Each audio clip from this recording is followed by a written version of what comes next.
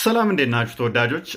እስቲ ዛሬ ቅድሚያ የሞራል ጥያቄ ልጠይቃችሁ። እስቲ አንድ ሰው መጥቶ ሴጣን አለብኝ፣ እኔ ላይ ያለ ሴጣን ግን መልካም ነው የሚያሰራኝ እንጂ ክፉ አያሰራኝም ቢላችሁ፣ ከዛ በኋላ የሚያደርገውን ነገር ይህ ሰውዬ እውነትም በቃ ሴጣን እያዘዘው ነው፣ ሴጣኑ ግን መልካም ነው የሚያሰራው ብላችሁ ታምናላችሁ? እንደገና ደግሞ ይህንን ሰውዬ አንተ ነብይ ነህ ትሉታላችሁ? ነብይ ታደርጉታላችሁ? ሴጣን ያዘኛል፣ የሚያዘኝ ሴጣን ግን መልካም ነው የሚያሰራኝ ቢላችሁ ሴጣን መልካምስ ያሰራልን? ይሄ በነቢያት ታሪክ ውስጥ እንደዚህ አይነት ታሪክ አለን? አለ። በማ ላይ? በእስልምና ነቢይ ላይ ነቢዩ መሐመድ ሴጣን ያዘዋል። እኔ ሳልሆን ያልኩት ራሱ ሴጣን ያዘኛል። ልብ በሉ፣ ሴጣን ያዘኛል ግን መጥፎ አያሰራኝም፣ ጥሩ ነው የሚያሰራኝ አላህ ረድቶኝ። ሴጣኑን መሐመድን ያዘዋል፣ የሚያሰራው ግን መልካም ነው። ሴጣን የሚያሰራህ ወይም ሴጣን ምን አይነት መልካም ነው የሚያሰራህ? ሐዲሱ እንደዚህ ይላል።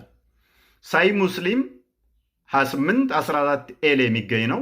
ሳሂህ ነው ግሬዱ። there is none amongst you with whom is not an attach from amongst the jinn or devil they ምንድነው ያለው ነብዩ? ከናንተ ውስጥ ማንም ጂኒ ወይንም አጋንንት ያልነካው የለም አለ። they the companion said አላህስ ሚሴንጀር ዊዝ ዩ ቱ፣ ከዛ ተከታዮቹ ምን አሉት? ያላ መልእክተኛ በአንተ ላይም ብለው ጠየቁት ማለት ነው። ድራፖን ሂ ሴይድ የስ፣ ከዛ እሱም ምን አለ?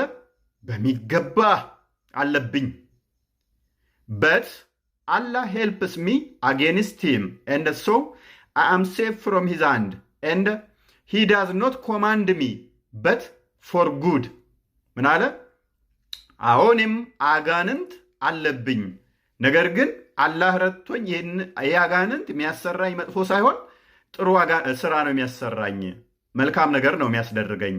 አጋንንቱ ያዘኛል፣ ጅኒው ያዘኛል፣ ነገር ግን መጥፎ ሳይሆን ጥሩ ነው የሚያሰራኝ አለ።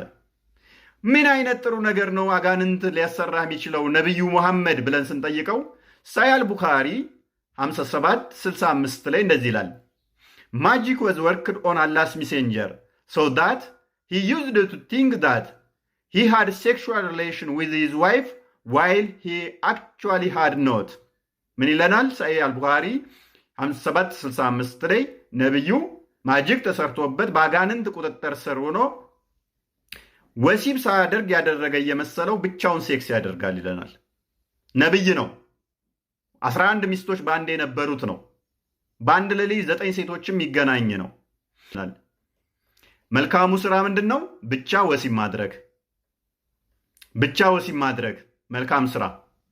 ነብዩ የሚያዘው አጋንንቱ የሚያዘው ነብዩን ብቻውን ወሲብ ያደርጋል። አጋንንት ተቆጣጥሮት። ከነቢያት ውስጥ በታሪክ ከሚስቱ ውጪ ብቻውን ሴክስ ያደረገ ከመሐመድ ውጭ አለ? አጋንንት ያዘኛል ያለስ ብቸኛ ከነቢያት ውጭ ከመሐመድ ሌላ አለ? ከመሐመድ ውጭ ከነቢያት ውስጥ አጋንንት የሚያዘው የለም። ለዚህም ነው መሐመድ በአጋንንት ቁጥጥር ስር ብቻ መሆን ሳይሆን የአጋንንት መልእክተኛም ጭምር ነው የምንለው። ሙስሊሞች ራሳችሁን ከእንደዚህ አይነት እስራት ነፃ ታወጡ ዘንድ ክርስቶስ በበራችሁ ላይ ቆሟል። ልባችሁን አታጠንክሩት። ልባችሁን ከፍታችሁ ክርስቶስን ተቀበሉ።